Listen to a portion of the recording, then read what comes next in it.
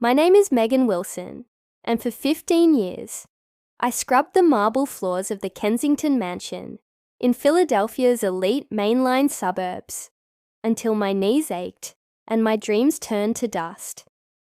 It was 1998 when I first crossed the threshold of that sprawling Victorian home, a 22-year-old fresh from a crumbling row house in South Philly, clutching a referral from a church friend. The air smelled of old money, polished oak, fresh lilies, and the faint cigar smoke that lingered like a ghost from Mr. Kensington's study. I needed the work. My mother was dying of cancer, and the medical bills piled up like autumn leaves. Mr. Kensington, the patriarch, was a stern Wall Street tycoon in his late 50s, always barking orders from behind his mahogany desk. His wife, Eleanor, floated through the halls in designer gowns, hosting charity galas for the Philadelphia Orchestra. Her laughter brittle as crystal, but it was their son, Alexander, Alex to those who dared familiarity, who haunted my thoughts from day one. At 19, home from Princeton for the summer, he was the golden boy, tall with tousled blonde hair, piercing blue eyes, and a smile that could charm the frost off a window pane. He wore tailored shirts, unbuttoned just enough to hint at the athletic build, honed on the university's lacrosse fields. The staff whispered about him, how he'd inherit the family fortune, the shipping empire that dated back to the 1800s. I started as the lowliest maid, dusting the endless rooms filled with antique furniture and oil paintings of stern ancestors. Alex noticed me early. "You're new," he said one afternoon in the kitchen, leaning against the counter while I polished silverware. His voice was smooth, educated, with that faint Ivy League drawl. I nodded, cheeks burning, focusing on the fork in my hand. "Megan, right, from the agency. You have kind eyes." It was nothing really, a fleeting compliment, but in that house, where servants were invisible, it felt like sunlight breaking through clouds. The emotional pull began subtly, woven into the rhythm of daily life. I'd catch him watching me from the library window as I tended the rose garden, the one Mrs. Kensington insisted on maintaining for her garden club teas. Philadelphia's humid summers made everything sticky, and I'd wipe sweat from my brow, feeling his gaze like a secret. One evening, after a family argument echoed down the halls, Mr. Kensington yelling about Alex's frivolous parties, Alex slipped into the servants' quarters. "I needed air," he whispered, sitting on the edge of my narrow bed. We talked for hours about his pressure to join the family business, my mother's illness, the way dreams felt suffocating in a city of old brick and older expectations. His hand brushed mine, lingering. It was innocent, or so I told myself, but the psychological tether tightened. He confided fears I'd never shared with anyone. His dread of becoming his father, cold and controlling. In return, I opened up about my own chains. Poverty, the weight of being the dutiful daughter in a working-class Irish-Italian family from Kensington Avenue. Suspicion crept in like fog off the Schuylkill River. The other maids noticed. "Watch yourself with the young master," warned Maria, the cook, a stout woman from South Philly who'd been there 20 years. "These rich boys play games." I laughed it off, but doubt gnawed. Alex would leave notes in my apron pocket, poetry scribbled on Princeton stationery, lines from Whitman about forbidden desires. The emotional affair deepened in stolen moments. A shared coffee in the pantry at dawn, his fingers tracing patterns on my wrist as we spoke of escaping to New York, where no one knew our stations. Then came the physical shift, inevitable as a summer storm.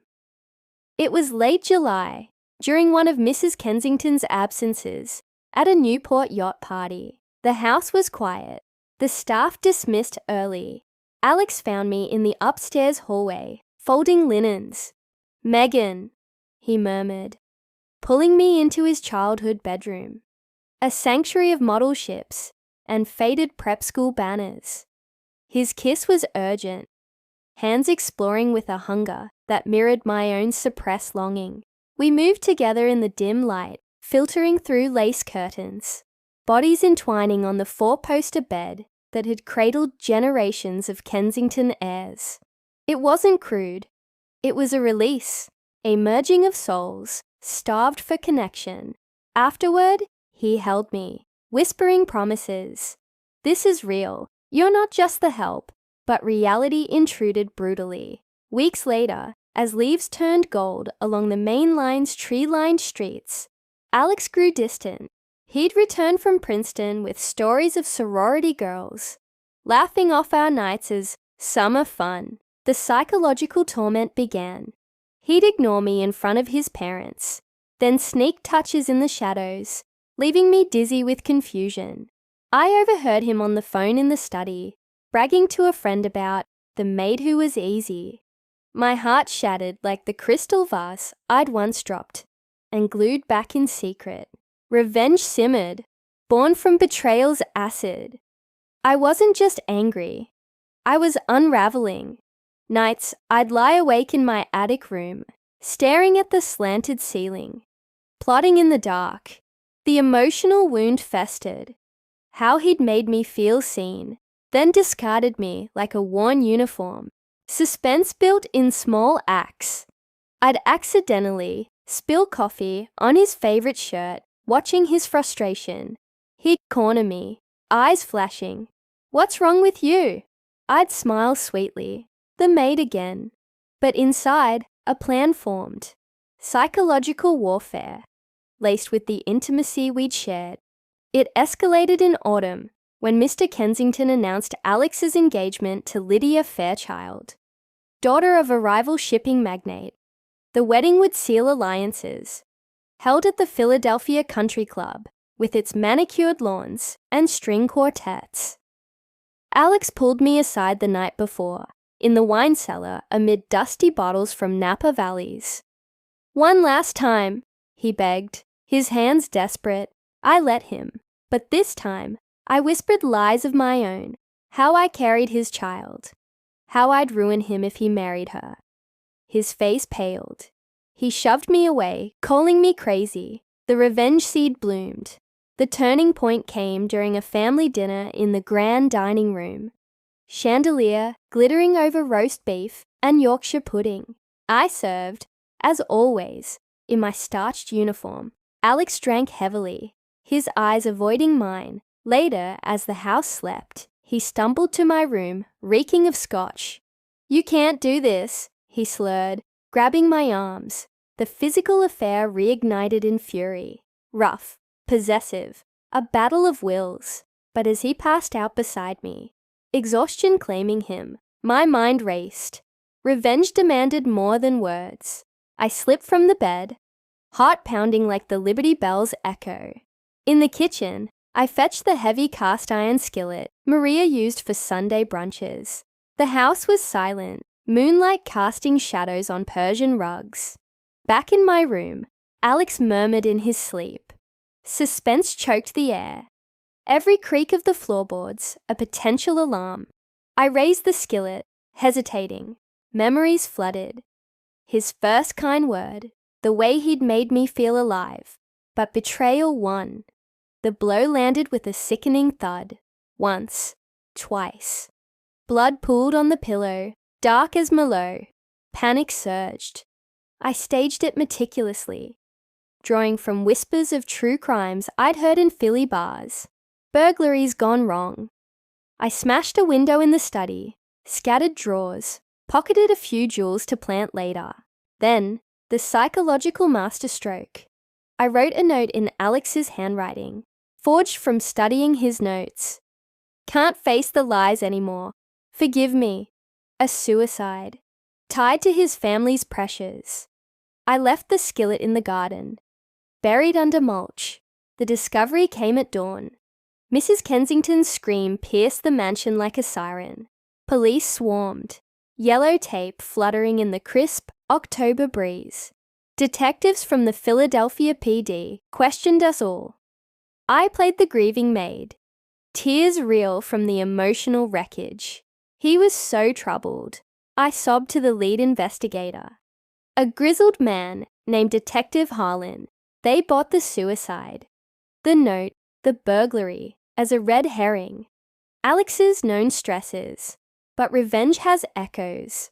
Weeks later, as snow dusted the Delaware River, guilt twisted like a knife. Lydia called off the wedding. The Kensington empire cracked under scandal. Mr. Kensington drank himself into a stupor. Eleanor popped pills in her sunroom overlooking the golf course. I quit, moving to a tiny apartment in Fishtown, the artsy neighborhood rising from industrial grit. Nights, I'd wake screaming, Alex's face haunting me, accusing, loving. The twist unraveled slowly. Detective Harlan knocked one rainy evening in 1999. Miss Wilson, we found something. Fingerprints on the skillet, mismatched with the burglary. My forged note. Ink analysis showed hesitation marks. And a neighbor's security camera, grainy but damning, it capturing a figure in a maid's uniform fleeing the garden. Arrested in my apartment, amid half-packed boxes for a dreamed escape to California, I confessed everything in the interrogation room at the Roundhouse. The emotional affair, the physical betrayals, the revenge that consumed me. He gave me a chance to feel human, I whispered, then took it away. The trial was a media circus. Headlines in the Philadelphia Inquirer about the mainline maid's deadly passion. Psychologists testified to my fractured mind, the class warfare simmering beneath. Sentenced to life in Muncie State Prison. I spent days in the yard, watching eagles soar over Pennsylvania farmlands. Revenge brought no peace, only echoes of what was lost. Alex's ghost lingers in therapy sessions, where I unpack the psychological affair that doomed us both. In quiet moments, I wonder, did he ever love me, or was I just a rebellion against his gilded cage?